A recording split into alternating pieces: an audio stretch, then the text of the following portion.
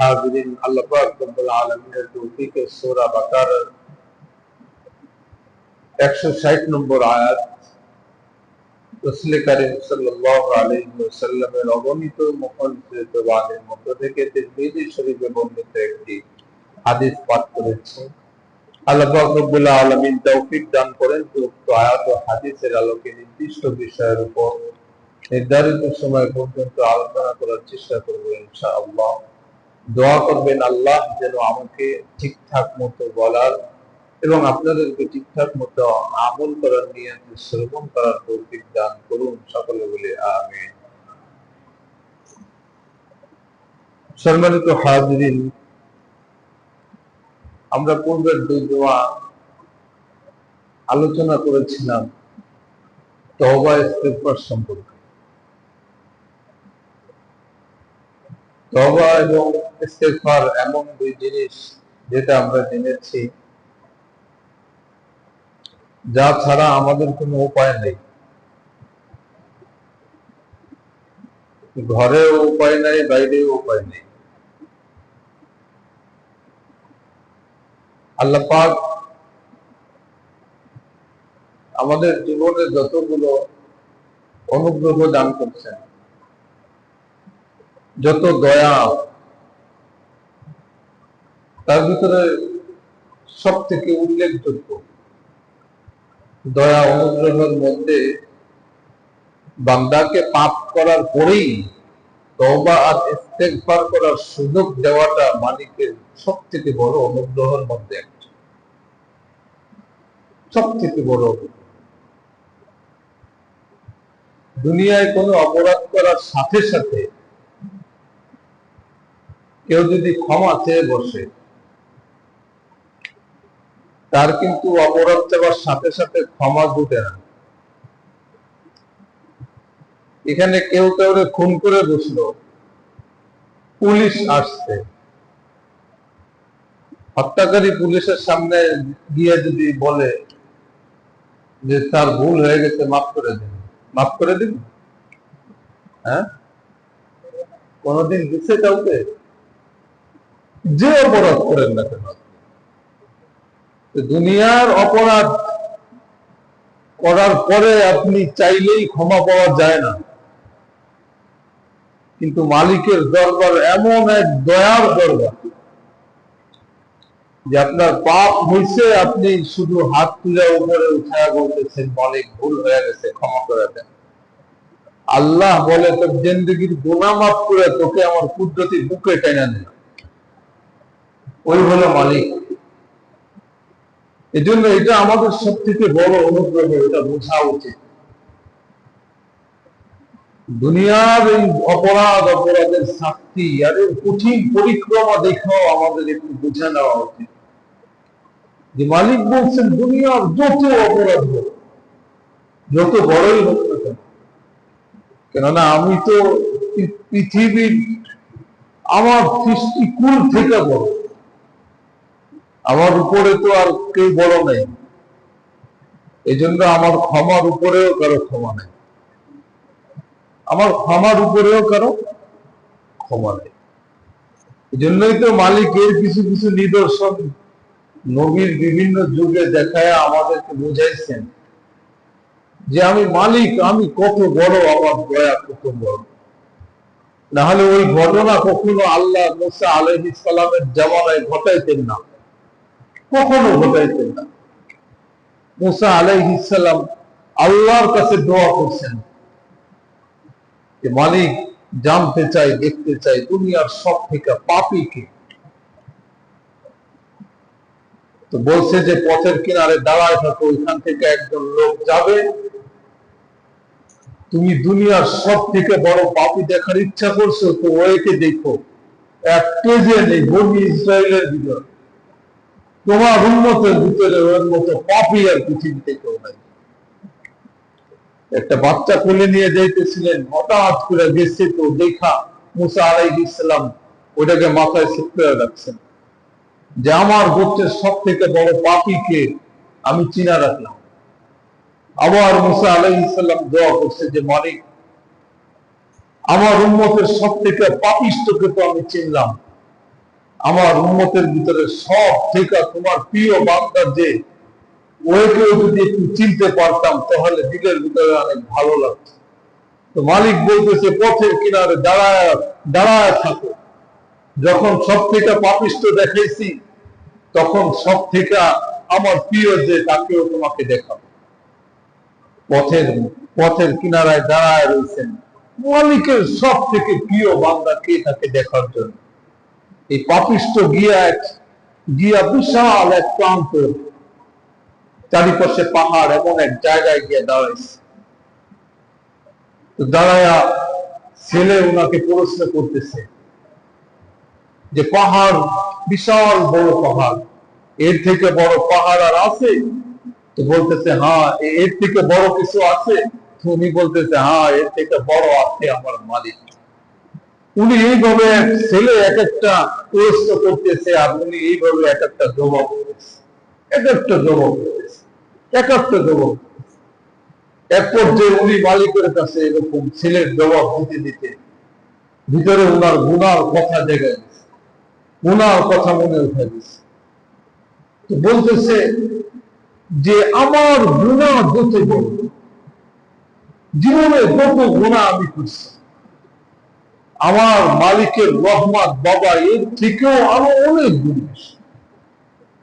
ওখানে গিয়া বাচ্চার সামনে নিজের গুনাহ স্বীকার করতেছে আর মালিককে বলতেছে মালিক জীবনে যত গুনাহ করছি জিন্দগি ভর, এই সমস্ত গুনাহ থেকে তোমার রহমত আরো লক্ষ কোটি গুণ বেশি।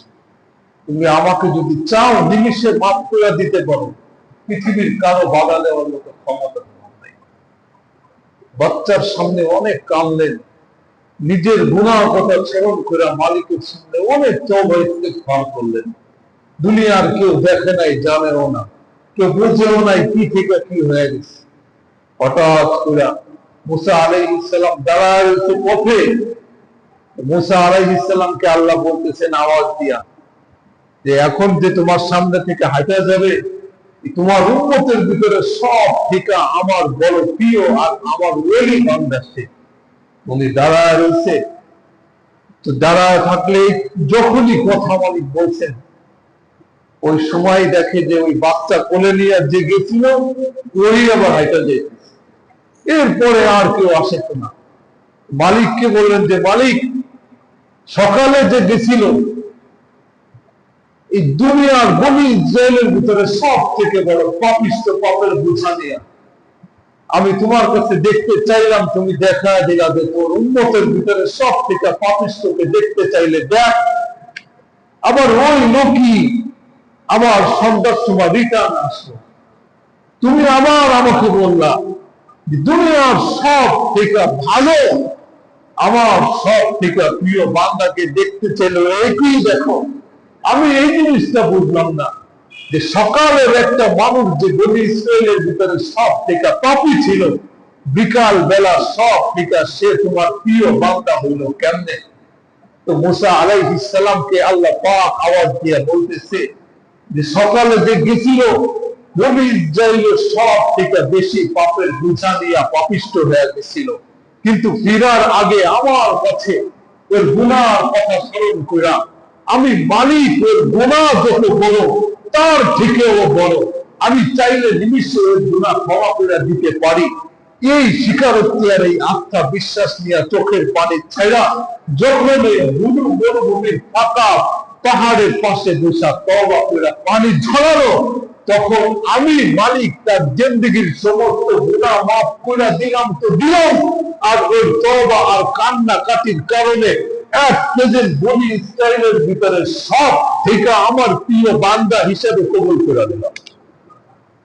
তো মালিক আপনি কতটা গুনাহ করছেন ওইটা দেখার বিষয় না,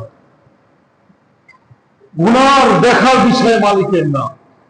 আপনি আয়সা কতটা চোখের পানি ফেলাইছেন ওইটাই মালিকের দেখার বিষয়। দিলের ভিতরে আপনার কতটা তরফ যাচ্ছে ওইটাই মালিকের দেখার বিষয়।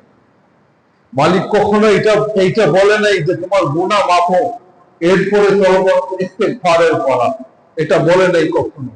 24 ঘন্টা 24 ঘন্টা দুয়ার খোলা রাখছে, 24 ঘন্টা। যখনই আমি আসবেন তখনই মালিক আপনার জন্য ইস্তেগফারের ডালা নিয়ে, ক্ষমার ডালা নিয়ে বসে রয়েছে, মাফির ডালা নিয়ে বসে রয়েছে। শুধু বাকি আপনার আসতে যতটুকু দেরি। এই জন্য মালিকের কাছে আসতে হবে, মালিকের কাছে আসতে হবে। মালিক না আসলে কখনো আপনাকে না দিবে কোনো ক্ষমা, না আপনাকে বুকে টেনে নিবে। দুই জুমার আলোচনা চলতেছিল তওবা ইস্তেগফার সম্পর্কে। তওবা ইস্তেগফার এমন এক জিনিস বলছিলাম যে এটা আমাদের করতেই হবে, এটা অপশনাল না, করতেই হবে আপনার। আপনি ধনী হন, গরিব হন, আপনি ছেলে হন, মেয়ে হন, আপনি নারী পুরুষ যেই হন না কেন, তওবা আপনার জন্য এটা মাস্ট বি, করতেই হবে। এমন ভেরি এসেনশিয়াল, একদম অবধারিত, করাই লাগবে। কিন্তু আমরা বাঙালি তো এই জন্য বুঝি না যে তওবা কি করে করতে হয়, তওবার আগে বা কি করতে হয়, তওবার পরে বা কি করতে হয়। এই জন্য আজকের জুমায় আলোচনা হইল তওবার আগে কিছু শর্ত আছে, যে শর্তগুলো না থাকলে ওই তওবা আল্লাহর কাছে তওবা হয় না। শর্তগুলো না থাকলে তওবা আল্লাহর কাছে কি তওবা হয় না। আমাদের সমস্ত জিনিসের দুনিয়ায়ও চলতে গেলে কিছু শর্ত থাকে, ঠিক না? এই জন্য আখেরাতে আল্লাহর কাজেরও, প্রত্যেকটা কাজেরও শর্ত আছে। যেমন নামাজ পড়তে হলে আগে ওযু শর্ত, ওযু যদি না হয় তো নামাজই হবে না, ঠিক না? হ্যাঁ, এটাই। এরকম অনেক শর্ত আছে, প্রত্যেকটা ইবাদতের মধ্যে শর্ত আছে। এই জন্য উলামায়ে কিরাম তওবার জন্য কিছু শর্ত নির্ধারণ করছে আমাদের জন্য, যে তওবার আগে এই শর্তগুলো থাকা উচিত, আবশ্যক, দরকার, জরুরি। তওবার এই শর্তগুলো দুই ভাগে বিভক্ত। এক হইল তওবা যদি ওই গুনাহ থেকে হয় যে গুনাহগুলো আল্লাহর হকের সাথে সংশ্লিষ্ট। কিসের সাথে? আল্লাহর হকের সাথে। আল্লাহর হকের সাথে যদি কোন গুনাহ সংশ্লিষ্ট থাকে আর তার তওবা হয়, তাহলে শর্ত তিনটা। তাহলে শর্ত কয়টা? তিনটা। বুঝেন? তার মানে যে গুনাহ করছেন এটা শুধু আল্লাহর হকের সাথে ছিল, বান্দার হকের সাথে ছিল না। গুনাহ দুই ভাবে হয়। এক হইল একটা যে আল্লাহর বিধিবিধান মানি নাই, তাই পাপী হয়েছে, তো এটার সম্পর্ক কার সাথে? আল্লাহর সাথে। আর একটা হইল কোন বান্দার সাথে অপরাধ করে বসছে, বান্দার হকের ভিতরে এলোমেলো করে ফেলছি, হস্তক্ষেপ করছি, তো ওইটার সম্পর্ক বান্দার সাথে। গুনাহ হয় এই দুই ভাবে। হয়তোবা কেউ নামাজ পড়ে না, তো পাপী, ঠিক না? কেউ যাকাত দেয় নাই, পাপী। কেউ হজ করে নাই, পাপী। হ্যাঁ, এটাই তো। রোজা রাখে নাই, পাপী। তো এই পাপগুলোর সম্পর্ক কার সাথে? আল্লাহর সাথে, কারণ আল্লাহর বিধান মানে নাই, এই জন্য পাপী। তো এই আল্লাহর সাথে যে সমস্ত হক সংশ্লিষ্ট পাপ, এগুলো থেকে তওবার শর্ত তিনটা। কয়টা? তিনটা। নাম্বার এক শর্ত হইল আইয়ুকুলিয়া আলিল মাসিয়া, যে গুনাহটা করছি, যে পাপটা করছি, ওইটাকে টান দিয়ে মূল উপড়ায় ফেলার মতো। যেমন আস্ত গাছ টান দিলে শিকড় সহ উঠে আসে না, অমন টান দিয়া অন্তর থেকে ওই গুনাহটাকে বাইর করে ফেলানো, একেবারে নির্মূল করা। গুনার কোনো নাম নিশানাই দিলের ভিতরে না রাখা, একদম। এইটা প্রথম শর্ত, যে গুনাহ করছি ওই গুনাহ থেকে চিরতরে বাহির হয়ে আসা, দ্বিতীয়বার আর কোনোদিন ওই গুনার পথে রিটার্ন না যাওয়া। এটা হলো এক নম্বর শর্ত তওবা কবুল হওয়ার জন্য। এই শর্তগুলো যদি কারোর ভিতরে পাওয়া যায়, তো সাথে সাথে মালিক তার তওবা কবুল করে দেবে। এই জন্য বান্দার হকের সাথে কোনো পাপ সংশ্লিষ্ট, কোনো পাপ যদি বান্দার হকের আল্লাহর সাথে সংশ্লিষ্ট থাকে, আল্লাহর হকের সাথে, তার শর্ত তিনটা। নাম্বার ওয়ান, আইয়ুকুলিয়া আনিল মাসিয়া, যে গুনাহ করছে চিরতরে ওই গুনার কথা দিল থেকে মুছে ফেলা, ওই গুনার ওই চত্বর থেকে বাহির হয়ে আসে, ওই তল্লত থেকে বাহির হয়ে আসে, ওই গুনার পথে আর কখনো পা না বাড়ানো। নাম্বার 1। নাম্বার 2 শর্ত ইয়াজিমা আল্লাহ ইয়াউদা ইলাইহা আবাদা, মনে মনে এই দৃঢ় সংকল্প করা যে জীবনে আর কোনোদিন ওই গুনাহ কোনোদিনও করব না, ওই গুনাহ কোনোদিনও করব না। এটা হলো দ্বিতীয় শর্ত। মনে মনে এই দৃঢ় সংকল্প করা, মনে মনে এই দৃঢ় সংকল্প করা যে আর জীবনে এই গুনাহ পুনরায় করব না, জীবনে আর কোনোদিন গুনাহ করব না। তওবা করি, তওবা করি, আস্তাগফিরুল্লাহ আস্তাগফিরুল্লাহ, তওবা করতে করতে করতে করতে আবার তাস খেলতে বসে গেছে, তওবা করতে করতে করতে করতে আবার ঘুষ খাওয়ার অফিসে বসে গেছে, তওবা করতে করতে করতে আবার সুদ খাওয়ার অফিসে বসে গেছে। বুঝেন না বিষয়টা? হ্যাঁ, তওবার সাথে তামাশা করা হইল। কি হইল? তওবার সাথে তামাশা করা হইল। এজন্য দ্বিতীয় শর্ত হইল মনে এই দৃঢ় সংকল্প করা, জীবনে আর কোনোদিন ওই গুনাহ দ্বিতীয়বার করব না। এটা তওবা কবুল হওয়ার জন্য দ্বিতীয় শর্ত। প্রথম শর্ত, এই গুনাহকে চিরতরে, গুনার শিকড় বাকড় সব কিছু অন্তর থেকে মূলোৎপাটন করে বাইর করে ফেলা, জীবনে আর কোনোদিন ওই গুনার সাথে আমার সম্পর্ক নাই। দ্বিতীয় শর্ত, কোনদিন আর ওই গুনাহ দ্বিতীয়বার করব না। শর্ত বলতেছি আমি, অপশন বলতেছি না, এটা শর্ত। তৃতীয় হলো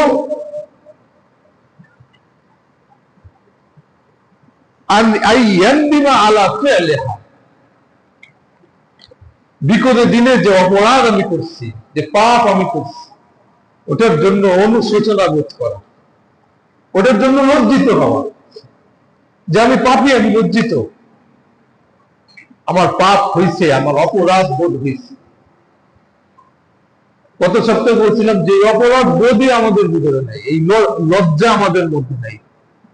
পাপিষ্ঠ নির্লজ্জের মতো ঘরে,